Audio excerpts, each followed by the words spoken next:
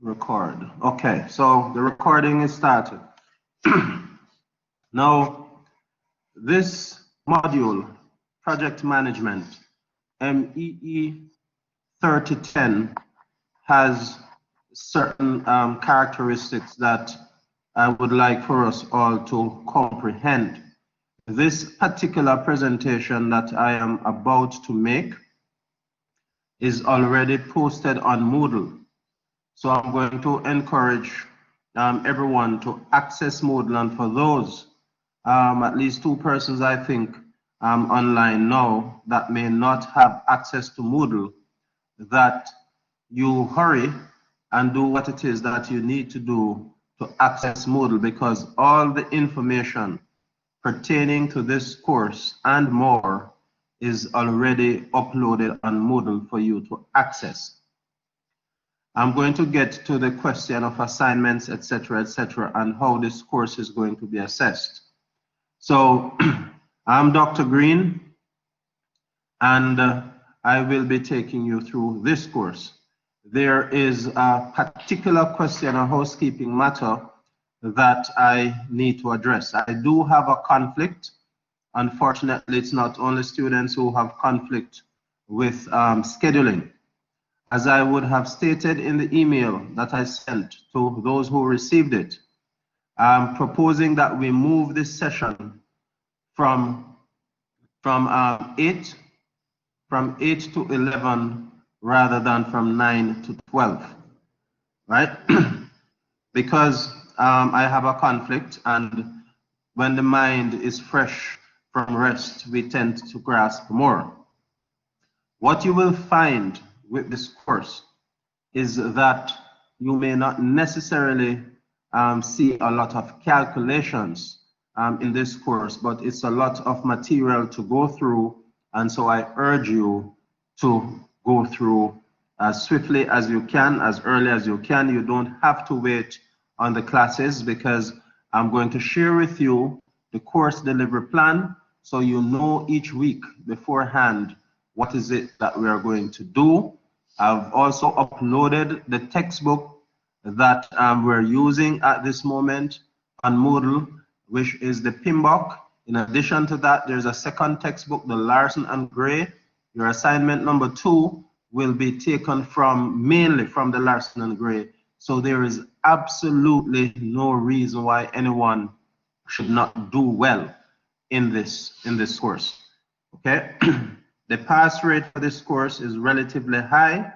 Loggerheads do fail, let me admit, and we know that in this group we have no loggerheads, so everybody will be passing. Okay, so let me normally, if we were doing a face-to-face, we would do an introduction. I'm going to jump over the introduction, seeing that we are online. I have already introduced myself. The information on this screen is how you communicate with me, mainly the email address. I check my email at least twice a day, so you may contact me via email. I would also encourage you, and certainly by next class when we form the groups, that you form WhatsApp groups to better communicate. If you want to include me in the WhatsApp group, that's fine. I won't create one. I don't particularly like WhatsApp, but in a rare occasion one needs to get through to me. You have my cell number, but I suggest you use it sparingly or not at all. Please use the email address, okay? Now, there are some persons, at least 3 persons have already reached out to me with respect to what is it that they would need to do to be certified as a professional project manager. Let me just scroll back up to slide number 1. You will observe that behind my name I have some titles that I am entitled to use. I am a professional engineer, and that's why you're seeing PEng here. In addition to that, I'm a professional project manager, and that's why you're seeing PMP here. So it's a coveted designation that most technical professionals today try to have. In North America, having the PMP in industry is seen to be more important than having a bachelor's degree. So you could not have a bachelor degree, but you have a PMP because you're a certified professional project manager and you land a very good job in project management. So it's a coveted title these days. So for those persons who want to pursue the PMP, there are some things that you must do. The first thing that you must do is this. You must have documentation demonstrating that you have completed 36 PDUs. These are professional development units. What this is, it is an exhibition that you have completed a formal course of study in project management from a recognized institution. UTech being a recognized institution, we have modeled this course. We have structured the course in alignment with the requirements of the Project Management Institute, which is a global entity and the authority for project management globally. So what if for those persons who would want to pursue the professional project management certification, you will need documentary evidence that you would have completed a course of study in project management. So as I said, this course is so structured. So what you would need is a certificate from the Faculty of Engineering and Computing to validate that, and that we can provide for you. But there are some, you must, let me see if I have it on the next slide.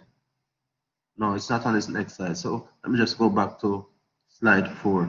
So just to let you know how you get this. Whilst the pass mark for this module that you're doing is 50% based on the university standard, the pass mark to get the certificate is 60%. So if you get 58%, you would not get that certificate suggesting that you successfully completed the course. You must get 60 and above for you to get that letter or that certificate indicating that you have successfully completed the course, because the minimum pass mark from the PMI is 60, not 50. So please bear that in mind. In addition to that, you must be somewhat involved in project management, meaning you would have evidence to suggest that you have worked 4,500 hours minimum in project management. So you must have that experience. So let's say, for example, you're working in a firm and you are working on a project that is a year long. However many hours you work on that project, you document it. You will have to indicate when you go online to apply for sitting the exam, they will ask for the evidence and you might have to upload that evidence. They will ask you for the project manager who was managing the project, contact details, etc., etc. So all these things are important. Then you will have to do an exam. So this is just exhibiting what is required for the PMI certification, the PMP. So you would have to do an exam, some multiple choice exam with 200 questions over 4 hours. So that's the exam you would have to do for the PMI. Now, you are going to be doing some tests, 2 tests during this course. The questions that are taken, the questions that will be on the test are questions that will be taken from various international sources. So they are aligned with what would be required for an exam. So it is for the PMI exam, that is. So the questions are pretty much the same type of question that you would see were you taking the PMI exam. So let's move on to the next slide that will explain how this course is structured. The attendance is of a minimum of 36 hours is required. Okay? Now, your laptop, you need a laptop. And what I would recommend for the assignments that you're going to do, that you download Microsoft Projects.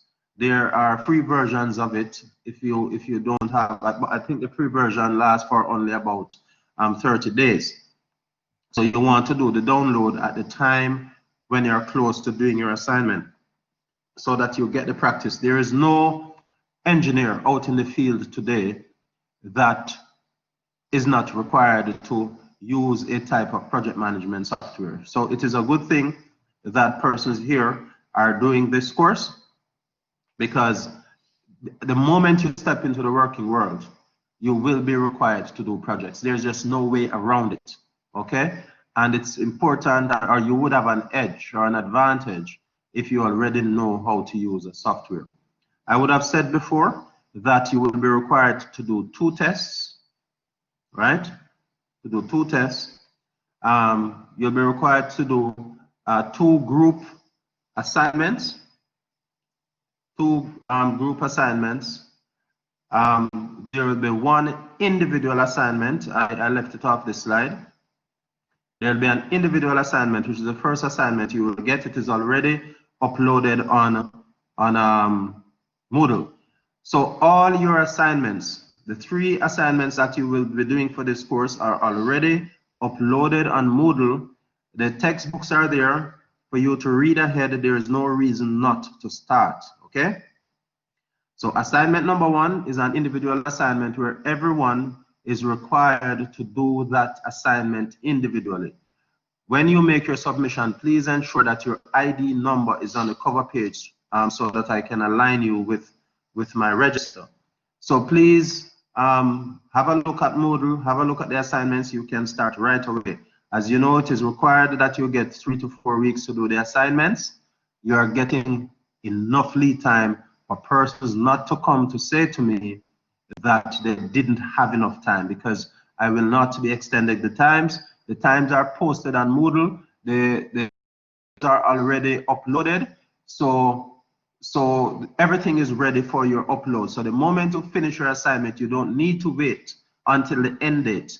The earlier you finish and the earlier you upload is the earlier I can mark. And if you have corrections to make, it's the earlier you can make them and not put yourself under pressure. So please be advised.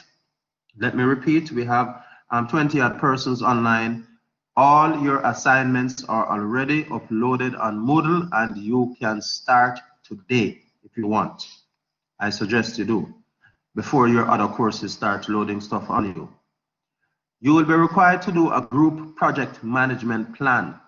The group project management plan is going to be done to international standard. I've already indicated the format. You will have it in one of these lectures. In addition to that, I'm going to encourage you that whatever project you seek to do, it is something meaningful. For example, you know that there is a project to be done in your community. You know that there's a project to be done at church. You know that if any of you are working part-time or if you're working, you know there's a project to be done somewhere. My suggestion to you is that you take that project and discuss it with your team, and everybody can bring a project to the table. You discuss it, you select one, and you pursue that project so that when you're done with the project document, you can go to your church or you can go to your community or wherever and say, hey, I have done some work on this project. It may need some additional fine-tuning from the stakeholders, but here is a foundation on which we can build out this project. So make it meaningful. Don't just think of something highfalutin and do something that is of no significance.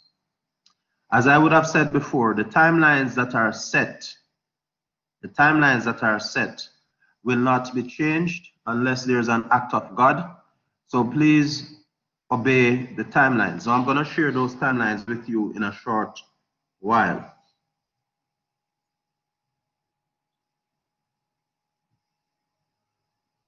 Okay, let me move on to the next slide. You can jump over that. I spoke about that already. All right. I don't know why this thing is behaving this way. Anyway, test number 1. This is how your course will be evaluated. Test number 1 accounts for 20% of your final grade.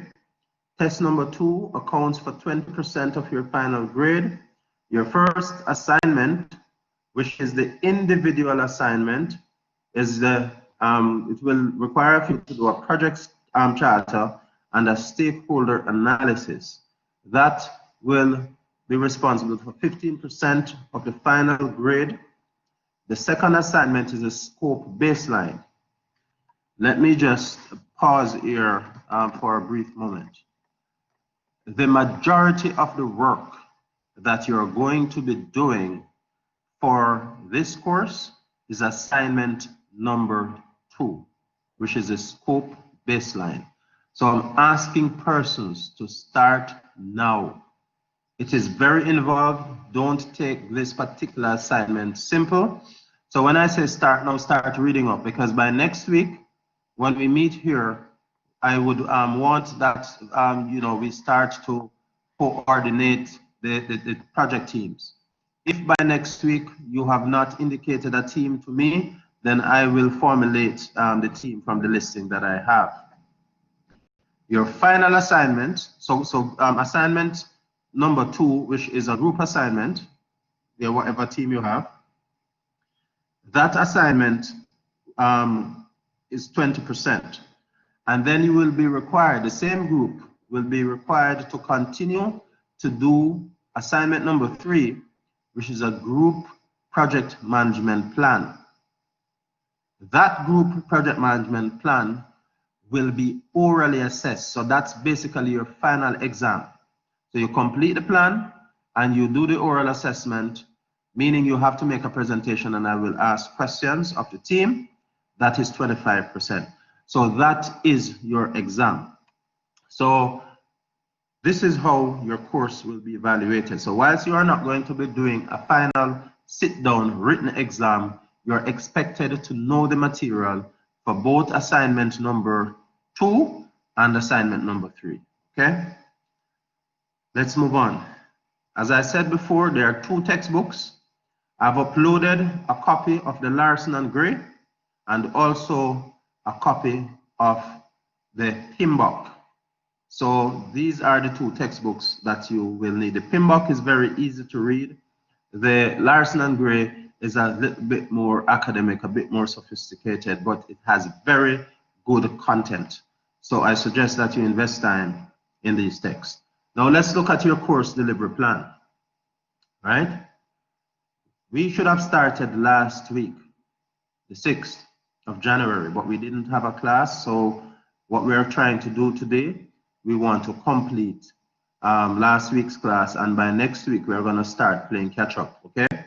So I'm not gonna get into any great detail this week, but we are going to, between the week, next week and the following week, we are gonna try and catch up with these 2 lectures, okay? So that we can meet our dates. Because we did say by next week, which is by January 20, we should have formulated our groups. So please start your consultations even as we speak. You know, we can exchange details, people exchange WhatsApp, you formulate your groups. I need no more than 5 persons in a group, right? 5 persons in a group max. And you can present that to me by email. The team, you can select amongst yourself a team leader and you send me the listing with the ID numbers of the respective individuals. We're then going to move on to stakeholder management, stakeholder communication management, scope management. And on February 10, which is a month or so from now, your first assignment is due, which is a project charter and a stakeholder analysis. So please, the moment you get off today, you'll have some time today, start looking at your first assignment.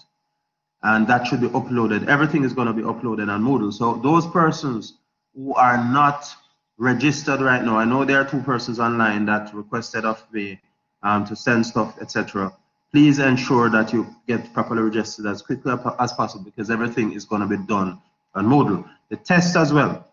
You have a test that is due on the 17th of February, so please pay particular attention on the 17th. So nothing is going to change here. So people, please don't be coming and asking when is what, because I'm giving you the information. It's already on Moodle as to when your everything is due, when your test is due, when your assignment is due.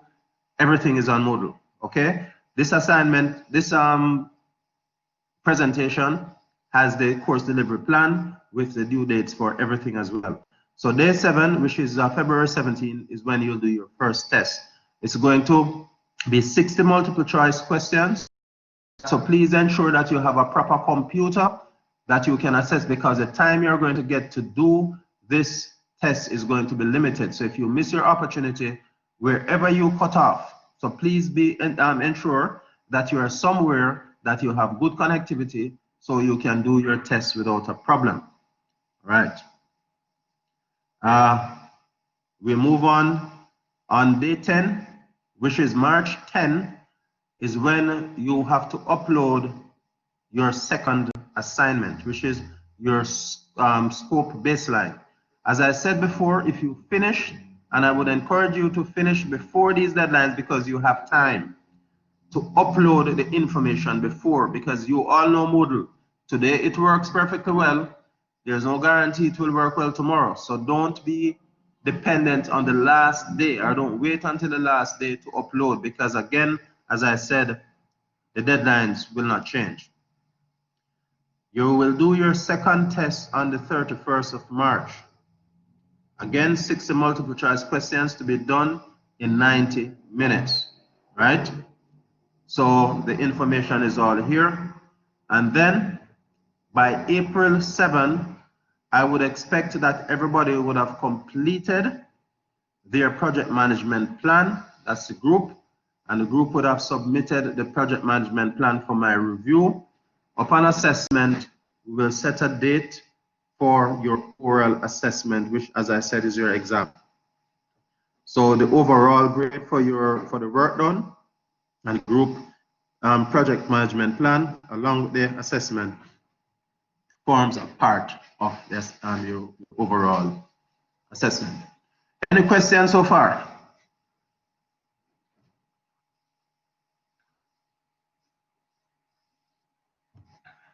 Okay. Is there anybody? Go ahead. And is there a minimum that the groups should have of persons? We have, based on my listing, we have 25 persons registered for this course so far. So, sorry, 26. So 26 persons registered so far. So it should be 5 groups, and then I will determine which group I put the other person. So I'm expecting at least 5 persons, 5 groups of 5 each. Okay. Any other question? All right. Let us move on. So if you have a question at any time during my presentation, please just click on the raise hand and I will acknowledge you. All you need to do is just click on it and I will acknowledge you, okay?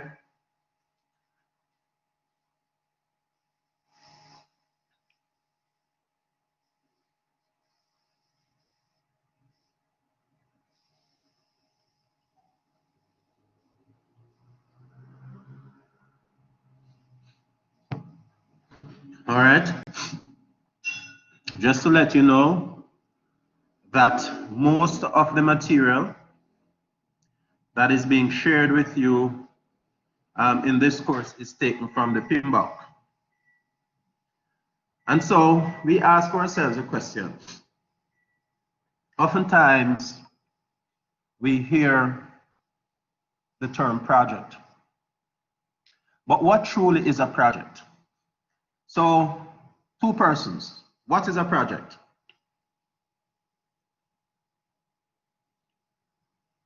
876 GB. Who is that? 876 GB. Yes, sir. Yeah, what's your name, sir? Morrison, sir. All right, Mr. Morrison, tell us what in your mind is a project? So our project is basically a temporary endeavor that you use to create a unique product or service.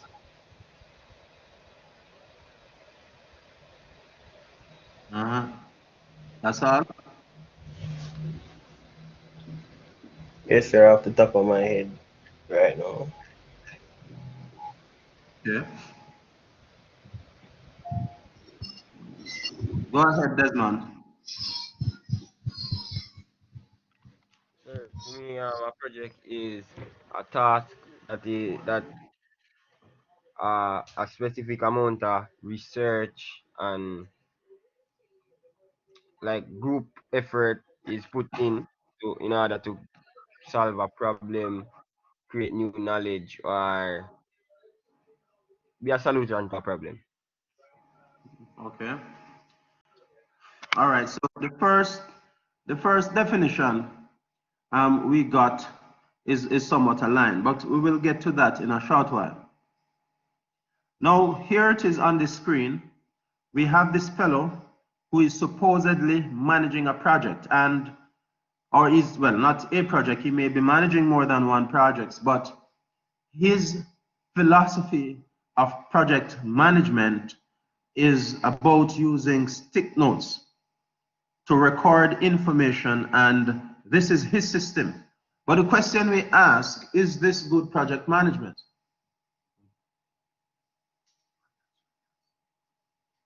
Oh, sir.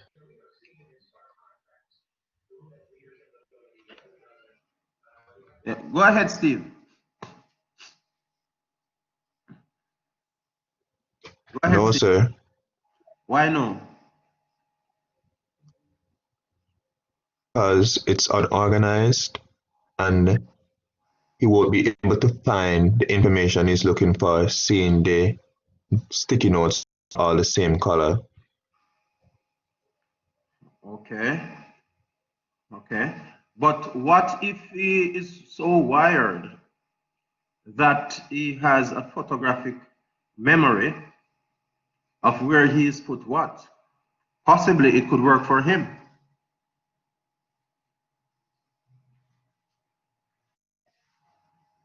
Go ahead, Steve.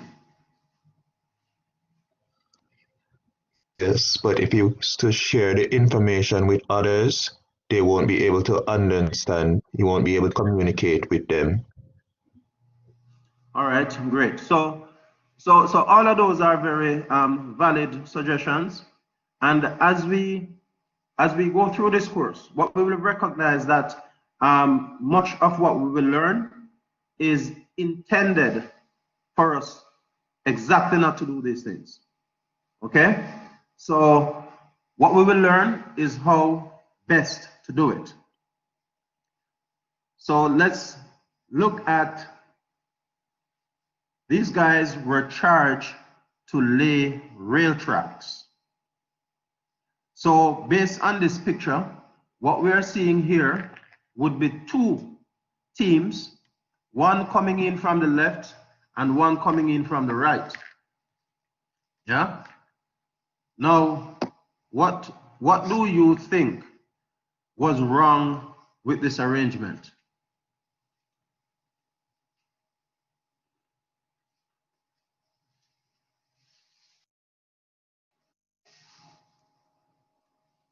Go ahead, Colin. There was poor communication between the Uh-huh. leaders. Okay. Yeah, go ahead, Morrison. Yes, sir. Basically, the person in charge of the project and the persons that are on the ground would not have been communicating properly, sir, as well as monitoring the project um, constantly. As a part of project management is monitoring and control, I believe. Okay, thank you. Vanoy, go ahead. Yes, sir. I would say no proper planning. Okay. Okay, just by looking at this picture, right? The fact that this appears to be a bridge, right? This appears to be a bridge with a tunnel under it, or just a bridge with or an overpass. You'd want to believe that this team right here, had no choice but to come through here, correct? But we don't know what is on this side over here. But if there is any consolation, we can say that at least one line is fully aligned, correct? Yes, sir. But certainly not good enough. So we can see this to be the two foremen are here at war with each other. But for the persons who commented, yes, there seemed to have been a communication problem. And the person responsible for that is the project manager. So yes, the monitoring and control aspect seemed to have been missing as well. I will not speak to planning because sometimes you can plan well, but execute poorly. And the planning well and executed well requires some amount of intentional monitoring and controlling. So what we will learn in this course is how to avoid these things, to ensure that we have the knowledge and we are equipped with the tools to ensure that things like these do not happen. All right. So to the definition of a project, and again, let me remind persons that this presentation is already uploaded on Moodle for you to read ahead of the class if you want, and for you to at least go through, and if there are things that you do not understand, what you do when you come into the class, wait until I get there. If you still don't understand, then we engage in a discussion to ensure that you do understand. So what is a project? A project truly is a temporary endeavor undertaken to create a unique product, service, or result. Just remember that. It's a temporary endeavor undertaken to create a unique product, service, or result. So it doesn't matter what you do, it cannot be something in perpetuity. It must have a defined start and a defined end. If not, it is not a project, it is something operational. It must be unique, meaning that it has never been done before. Any which way you look at it, this particular thing is unique in that it has never been done before. It can be a product, meaning the output could be an asset. It could be a service. Let's say you're offering security services. Let's say you're offering inspection services, consultancy services. That could be a part of a project, or it could be a result. So someone mentioned research just now. It could be a scientific investigation that results in some report. Whatever it is, it was never done before. And many will argue, how can we say that it was never done before? Let's take an example. Supposing we go over to Portmore, where we have a scheme and we build 10 modular homes, 1, 2, 3 bedroom studio, but we want to build 100. And let's say the 100 houses that we intend to build, one is for Desmond, one is for Jamal, one is for Jelani, one is for Kamala, one is for Marcelo, right? But they're looking at the 3 bedrooms. They all want 3 bedrooms, and there's a modular one. And one would argue, But how can you say it has not been done before? There's a 3-bedroom. Can anybody explain to me what will be unique about any of these other 3 houses? Sorry, any of these other 3-bedroom houses that will be built? The fact that there is already one modular one that is sitting on the property, and these 3 bedrooms will be identical. What will be different? How can it be unique?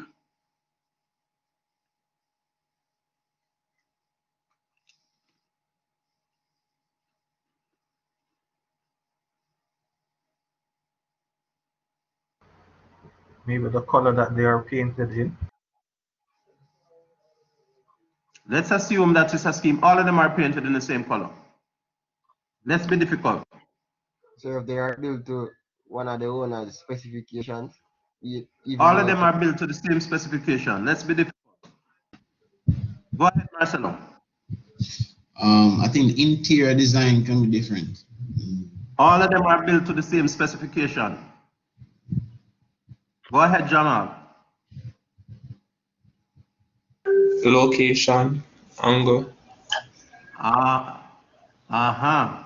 All of them are built facing south, but the geographic location is going to be different.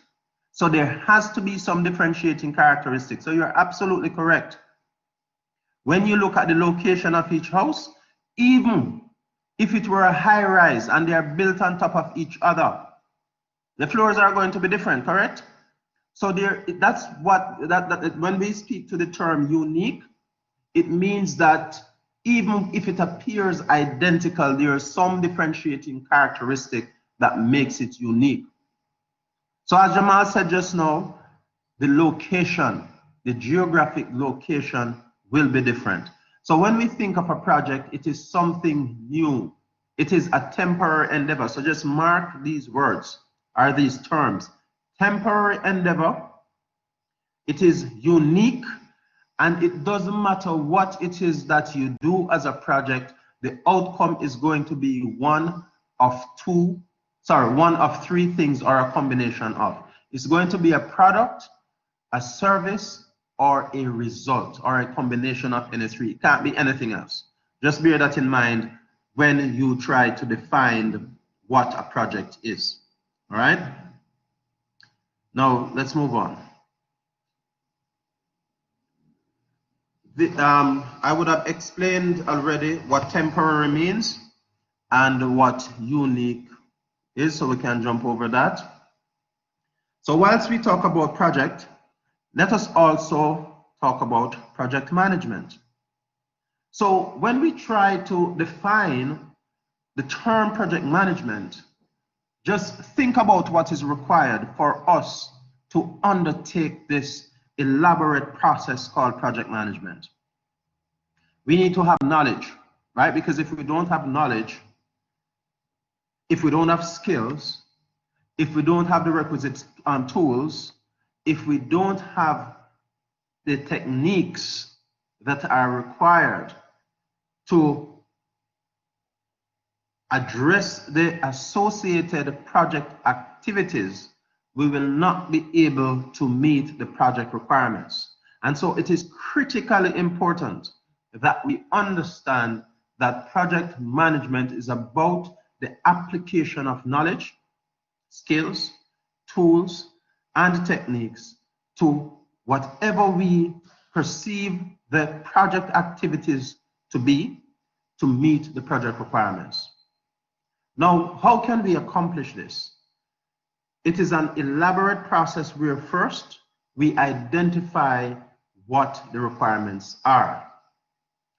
What are these requirements?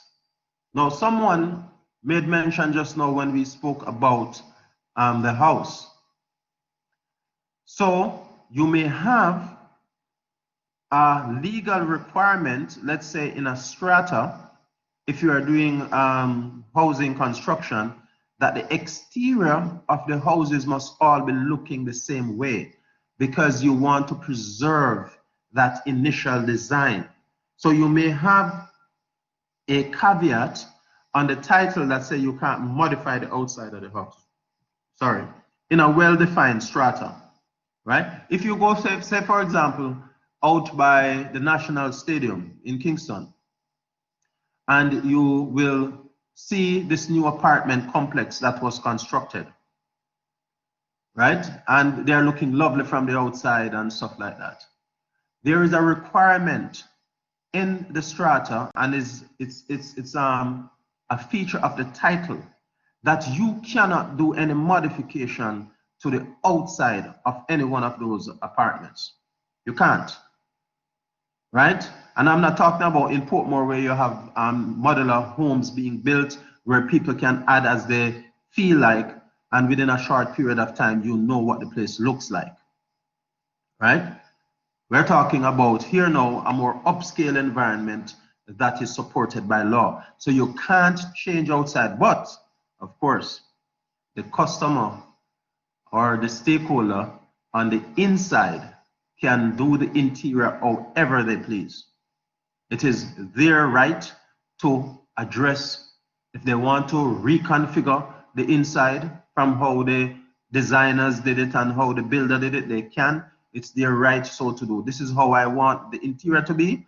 And so when you are doing the project, assuming you were the one doing that project over in Portmore, you by way of regulation cannot do any modifications, assuming it is set up that way, because it's not always set up that way. You can do nothing to the exterior, but of course you can make that house to the liking or to the taste of the customer. So essentially, project management is about addressing the stakeholder or the customer needs, concerns, and expectations. And of course, we are going to be looking at 6 project management constraints. Project management is also fundamentally about how we balance those constraints that more often than not compete with each other. Just a moment.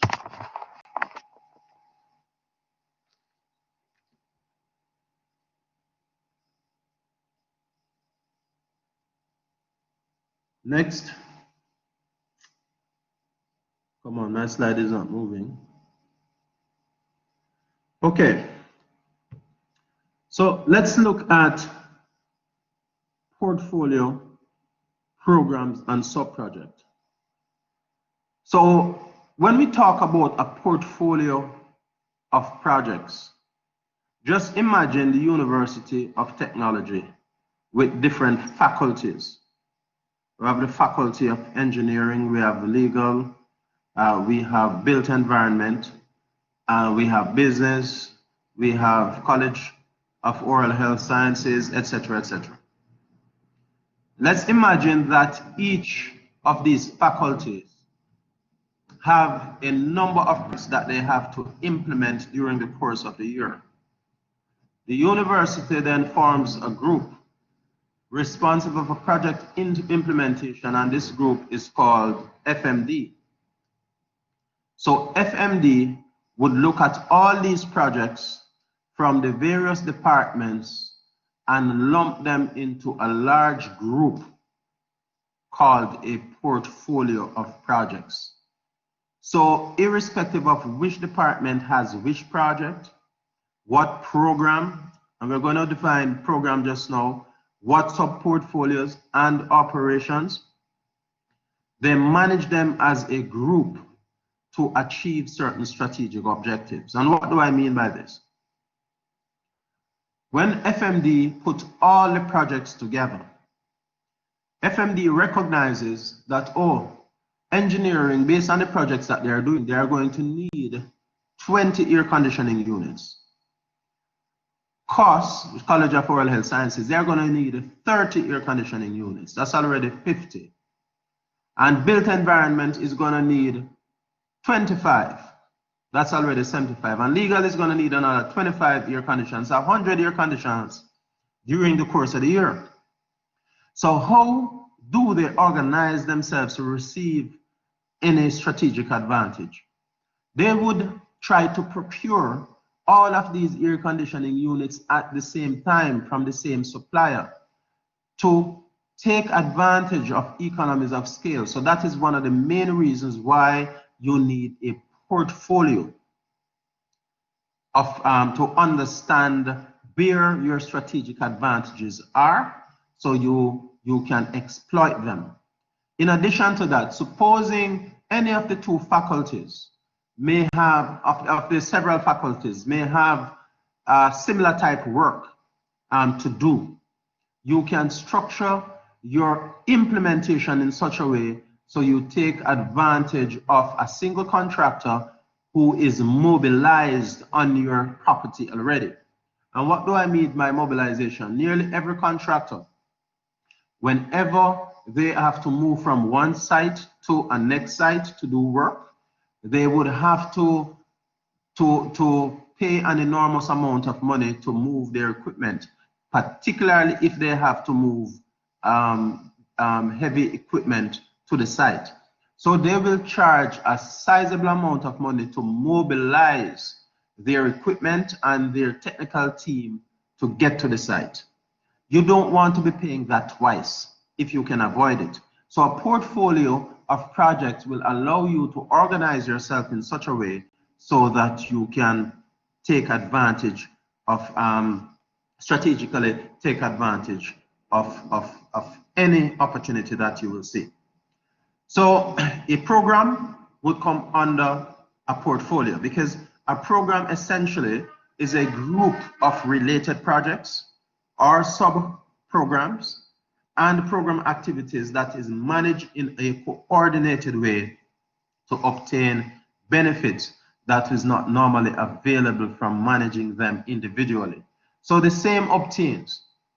By managing these projects as a group or together, you take advantage of the economies of scale, as I would have explained under the portfolio management, and or let's say a contractor mobilization. Those two immediately come to mind, but there are a number of other reasons. For example, fluency of a work is a third one. And this is explained in the sense of structuring or organizing yourself in a way to just seamlessly move from one job to another within the group of projects that you're doing.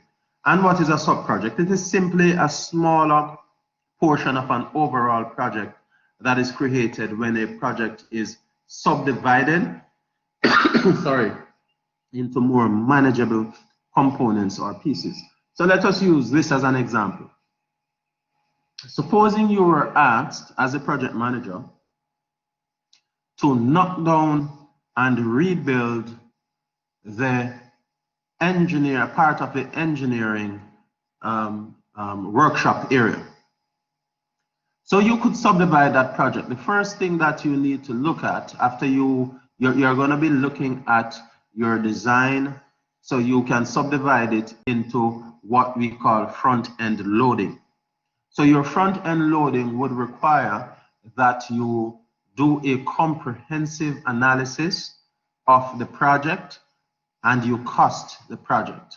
You then get the requisite approvals for your project, and these approvals will mean having completed your drawings that you submit to the municipal authority for approval. You get your internal approvals, you get the funds to do the project appropriated, meaning they are available for your access.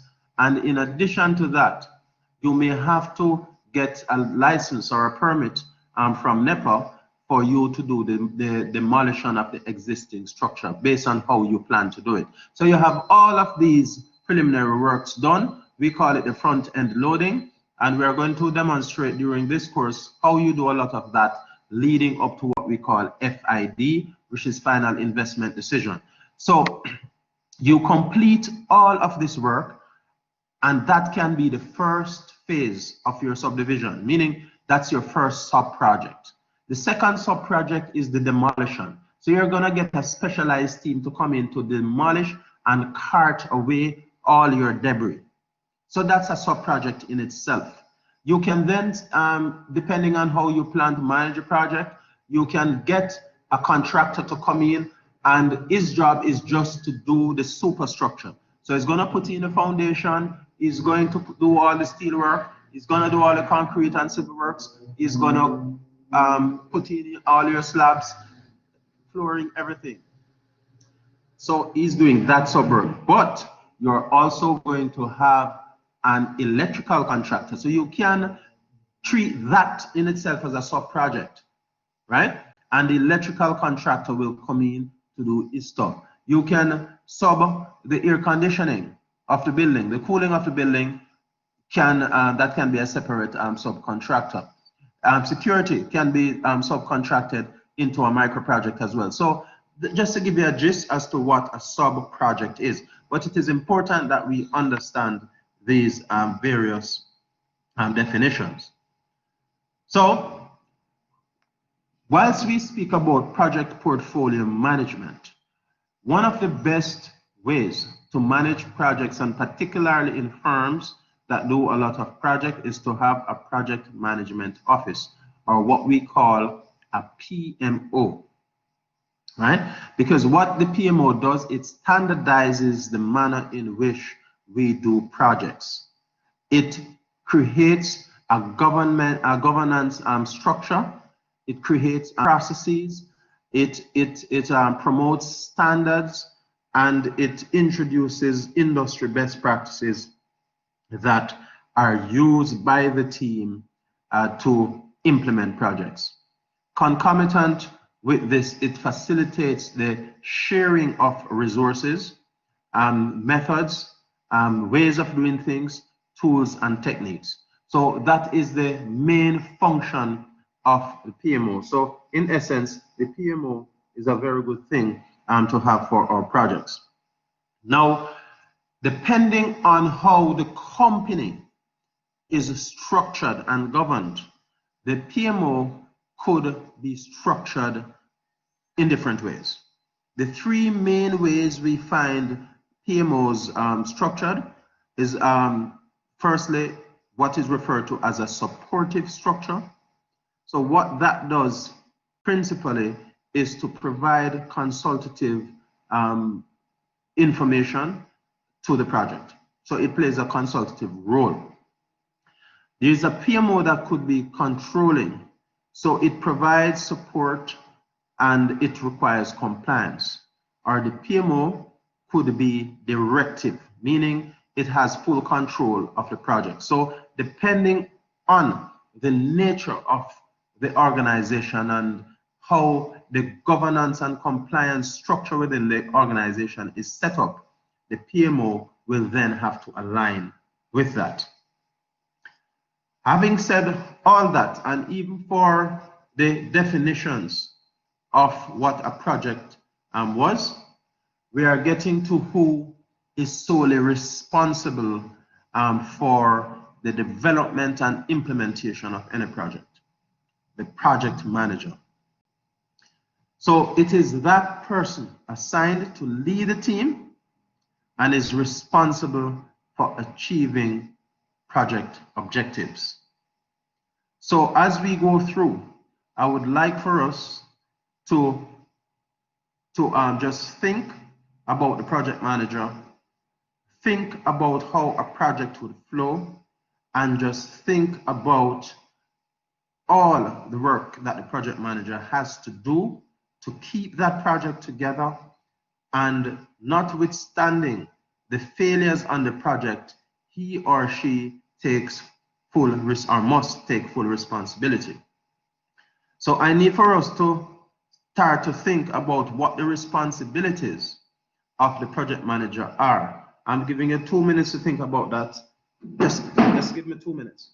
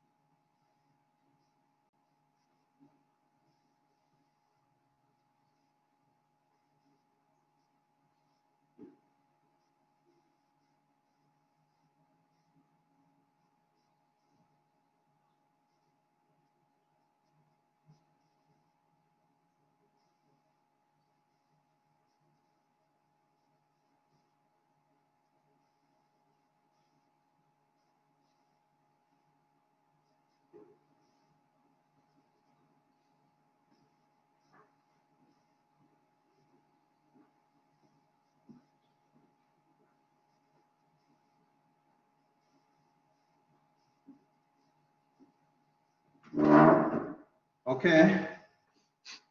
So, I trust, having looked at this slide, we see the various roles of the project manager. Yeah? So the project manager has his team. So essentially what this slide is suggesting to us is that the project manager, the two key roles has to do with planning and communication. So whilst he's consistently planning, he or she that is communicating with team members, stakeholders, the users. Let's assuming it's an asset that he's going to construct. A new office building, for example, the users of that building. Supposing the project manager is charged to source equipment. Hold on a while for me, please.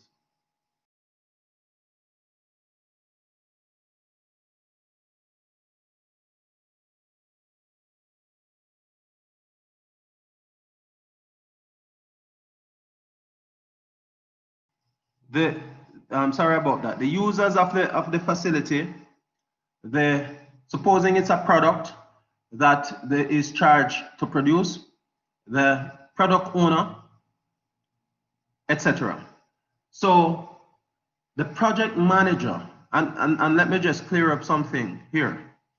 Though you observe a category called stakeholders here, please do not confuse this as we go through with the general understanding of who a stakeholder is. For any project, everybody here would be a stakeholder.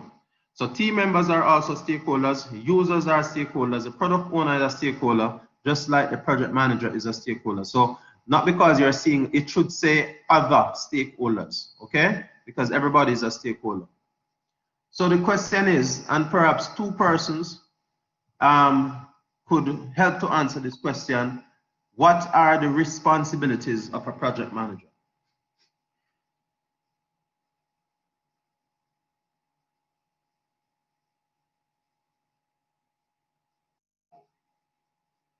Yeah, go ahead, Steve.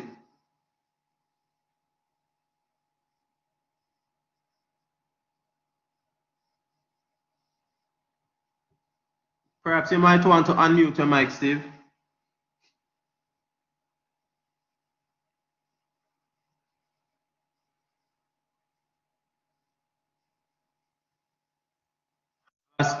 Steve, we're not hearing. Yes, sir. Can you hear me? Yes, I'm hearing now. Go ahead. Oh, okay. I'll type it then. Huh? Yes, what I was I'm saying not is hearing work you. allocation and work scheduling. So the project man work allocation. Okay. Project manager would be responsible for deciding how the work is distributed. Okay. Desmond, go ahead. And Yes, sir. As it said, project manager is responsible for planning and communication. So I think he would keep all stakeholders informed on the project, as well as you would figure out how you would go about fulfilling different sub projects, who should he employ for which job, and so forth. Okay, okay. All right. On the next slide can help us to better appreciate the awesome responsibility of the project manager. So the project manager is responsible for development of an executable project management plan that will achieve the desired results. So one of the first responsibilities, the project manager, having gotten the go-ahead for a project, has the responsibility to develop a robust project management plan that is robust enough to achieve the desired results.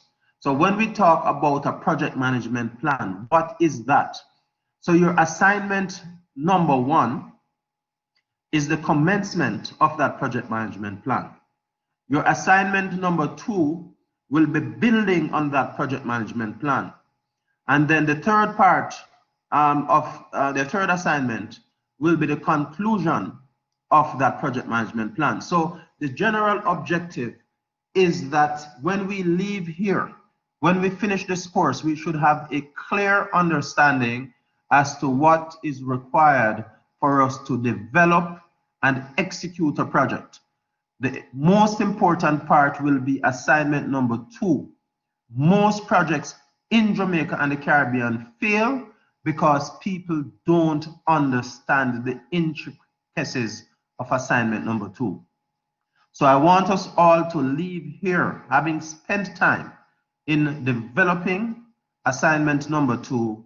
We want to spend the time to understand it well, because that is one of the main reasons why a lot of our projects fail in this region. So we want to ensure that when we go out there, our projects don't fail. So another role, go ahead, Sean. Yes, sir. It's just a question. Say, for example, you have a project manager, and before the commencement of the project, he or she is notified of, the finances, how much the project should cost and whatever. What if it's a case where it goes way outside of the budgeted amount? How would they deal with such a situation? All right. Could you ask the question again? No, I'm saying, what if the project goes way outside of the budgeted amount? How would they deal with such a situation? All right. Okay. What I said just now speaks squarely to your question. The project can go way outside of the defined cost because something was not done properly, which is your assignment number 2. The first thing that you need to do is to properly define your project. If you properly define your project, that means you understand it. That means the main stakeholders understand it, because you are going to break down that project into what we call manageable components so you can fully understand it. If you fully understand it, you can schedule it. If you fully understand it and can schedule it, you can cost it, because you know the resources that you need. And so you will have the appropriate costing. And if you schedule well, you cost well. And when I spoke about scope definition, that comes under scope, right? When I spoke of you properly defining the project, it's about scope definition. So you properly define your scope, so you're managing scope well. You're properly determining schedule, so you're not putting in unrealistic timelines that will have you running into problems. So you are doing that well. And whilst you have done the scoping well, you have done the scheduling well, you can do your cost well, because you know exactly what resources you will need. Now, the questions that are being asked, to include Desmond's question, speaks to what if prices change? Yes, that can happen. When we go through this course, you will understand how to manage those things, Desmond. We have contingencies. We have inflationary objectives that we look at. So the issue of inflation, particularly in a country like ours, must be a consideration when we do cost estimation. So when you would have completed your costing, there are some contingencies that you put in place, and inflation is one of them, Desmond, to account for any shift in price. So if you learn this course well, practice it well, you shouldn't have these problems of cost overruns. Any project, however, let me just put this caveat in, any project can have a cost overrun for various reasons. Just now we spoke about the type of PMO that you would have. We're also going to be looking at, let me see, it's next week, next class, we are going to be looking at the different types of organizational structures. So the different types of organizational structures will also determine the extent to which you may be reliant on others that could direct a delay on aspects of your project that could lead into cost overrun. But for your ideal situation, if you are operating a projectized system, you can manage your project professionally and accurately with precision and not have any delays in schedule or in cost. But we will learn these things as we go along. I hope I answered your question.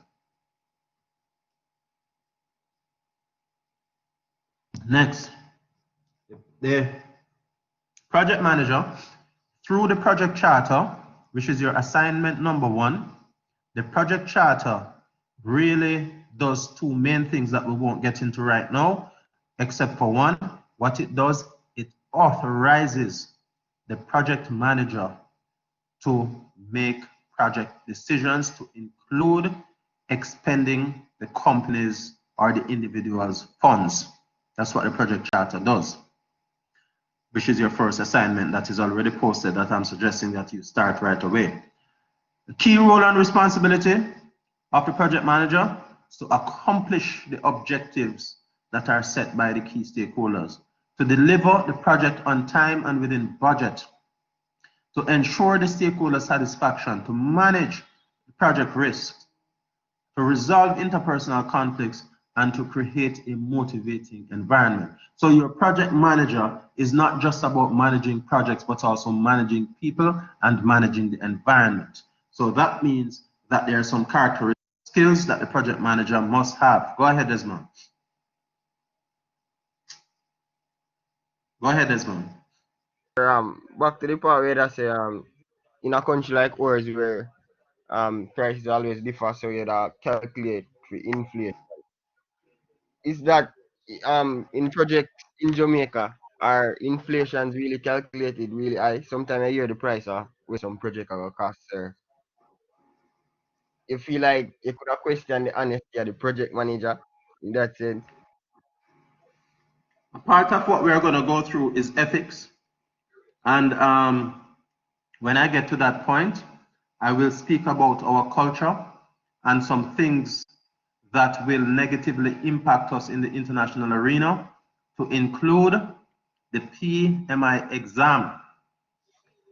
When we try to do that exam, don't think, and I'm going to have some of those questions in our test, don't think like the average Jamaican.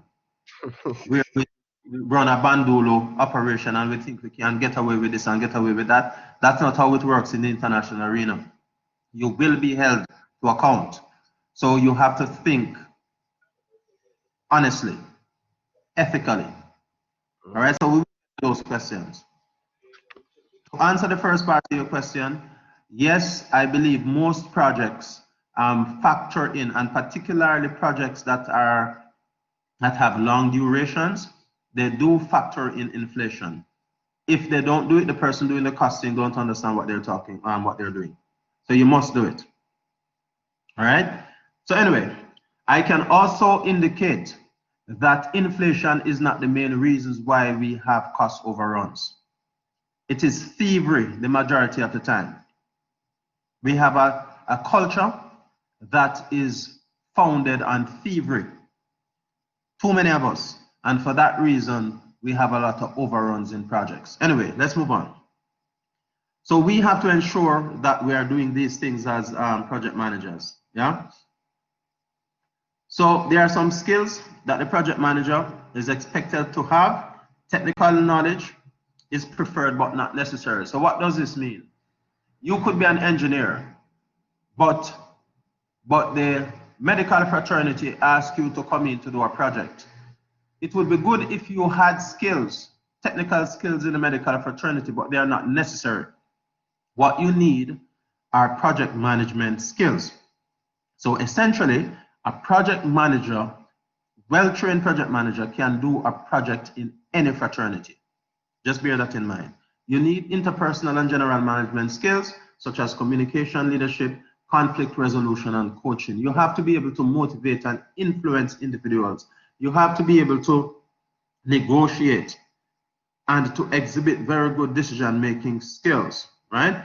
Conflict management is a very good plus, and you have to be politically and culturally aware, particularly in a country like ours.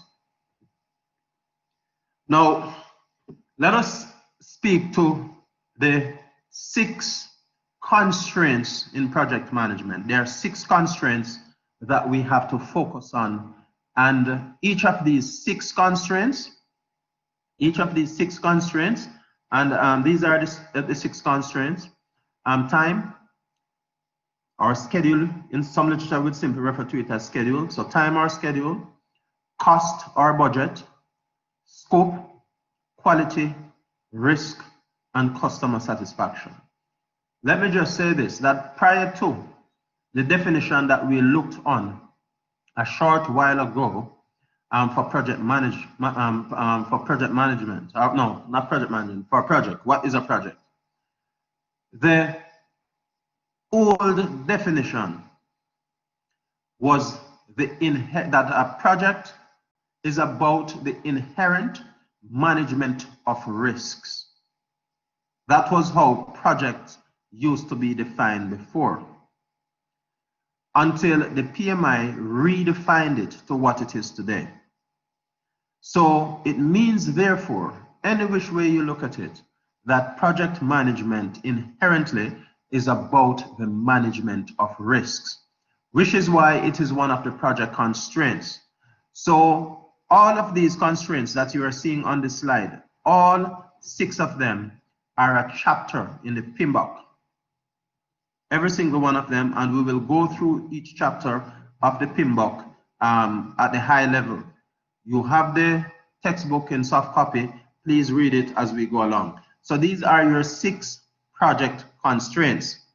But there are 3 of these constraints that seem to dominate the others.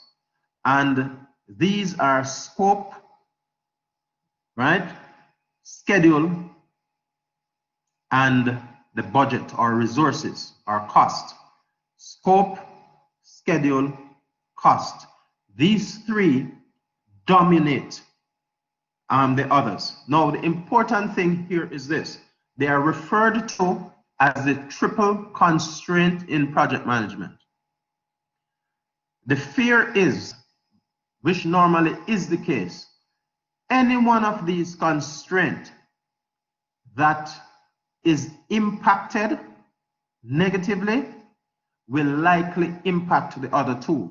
Therefore means, just to get back to Desmond's question, if, for example, you have properly defined your scope, and having properly defined your scope, you have also properly defined your schedule.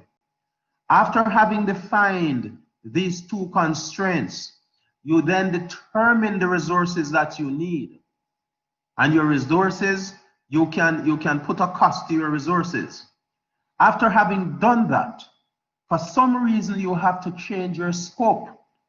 You may have to add something to your scope. So the customer could come and say to you, hey, I don't want this, assuming that the project is to build a simple house for a customer.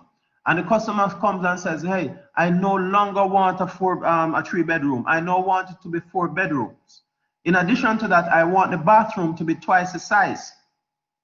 And I want a pole in the center of my bathroom. And I need a swing in my bathroom. You as a project manager, you have to now go back to the drawing board to redesign these. So you have just changed the scope. But importantly, you know what else has changed? Some people will just look at the ground configuration and say, oh, this or that has changed. The entire roofing will now have to be changed as well. So what does this do? It will have implication for cost. You have just shifted the cost.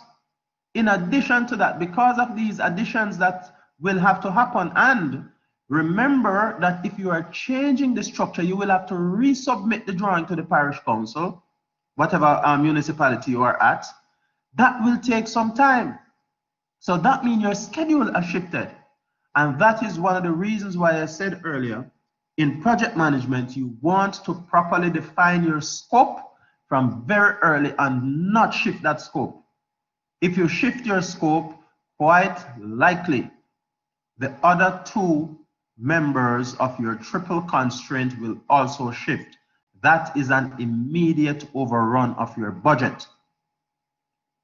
All right, these are the reasons. And that is why the planning aspect of project management is very important. When I say project definition, sometimes, let's go back to a house.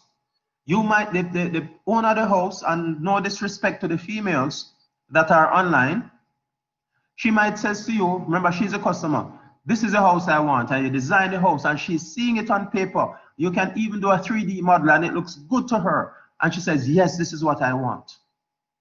Until you actually lay it down. You do the foundation, and when you do the foundation, she said, oh my God, is this how small the bathroom looks? I want my bathroom bigger than that, or I want this change, or I want this change. She is the customer. Let's go back to the next slide. Remember that one of the project constraints, customer satisfaction. So you have to satisfy the customer, but at the same time, be honest with the customer to say, hey, these changes that will be made to your bathroom or to your bedroom or to this or that or to your kitchen will attract additional resources, additional costs.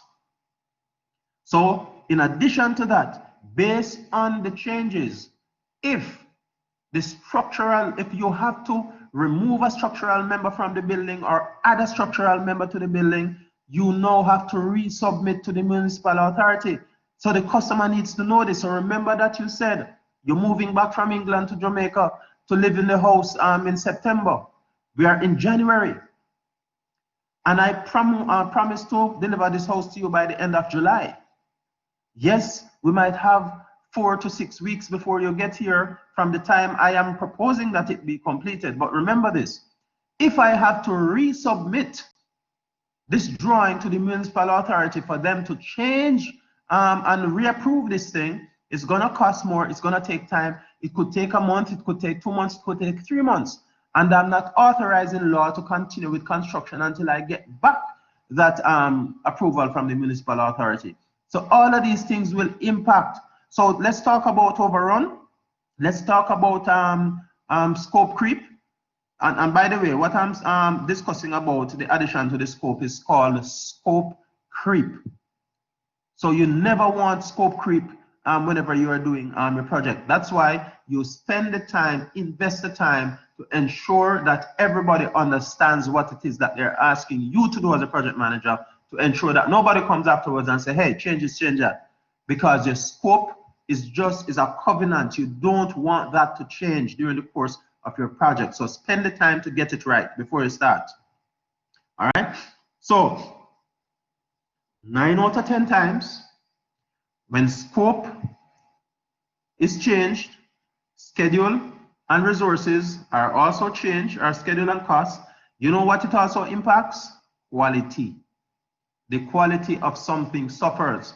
So let's us imagine the lady came and said, hey, the original design had my bathroom as 12 by 12. I want my bathroom to be 20 by 10 now, because I want to put in this sizable jacuzzi that I saw in Miami. I want to put in this, I want to put in that. But I don't have any more money, so you have to make it work. Hey, she had asked that you put tiles on all of the walls in the bathroom. So you're going to say to her, all right, you know what I'm going to do? I can make it work, but some things will have to change. You see, all of the tile that you want to right around the walls of the bathroom, that can't happen no more. You have just diminished the initial quality. You can say to her, oh, remember that you wanted granite top for the kitchen? The granite top that you wanted for the kitchen, now I can give you Korean. You have just diminished the quality of the output, the product. So that is just an example to say that in project management, you want to do your scope definition well so that other elements of your project don't suffer. So we looked at this slide already. So please learn the 6 project constraints. Remember that each one of them is a chapter in the textbook, and we'll be going through them. So another definition for project management is this, that project management is about balancing project constraints. So look at it. You have scope, you have risk, and you have resource, which is cost on one side, and then you have schedule and budget quality on the other side. And how you balance them. I remember that customer satisfaction comes into the midst there as well. How you balance them is essentially a function of project management. So the project manager will be called upon to play that role of the balancer whilst satisfying the customer. So it is a juggling effect. It's like a juggler. How do I ensure that I preserve the balance with all of these competing constraints, at the same time satisfying the customer? I'm going to ask that you go home, answer these questions. Well, not go home because most of you are already home. That you answer these questions, and they're all in the PMBOK. You have to be able to answer these questions from today's class. So chapter 1 of your PMBOK and the annex will help you to answer these questions. Please remember that next week our class will start at 8 for those persons who came in late. We're going to be shifting the class to 8 o'clock in the morning, from 8 to 11 or to 10:30. Well, Moodle allows us to schedule only 2.5 hours.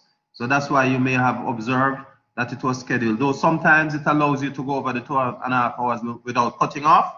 Another time it cuts off. So, any questions?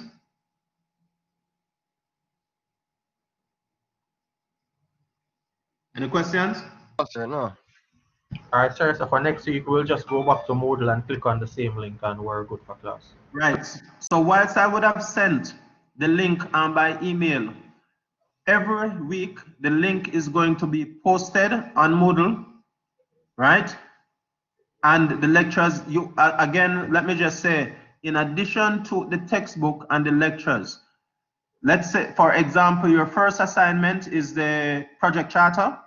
There's a template for the project charter that is posted on Moodle that you can use, or that you ought to use, and please follow the instructions in the assignment. The assignment says that your project charter should be no more than 5 pages.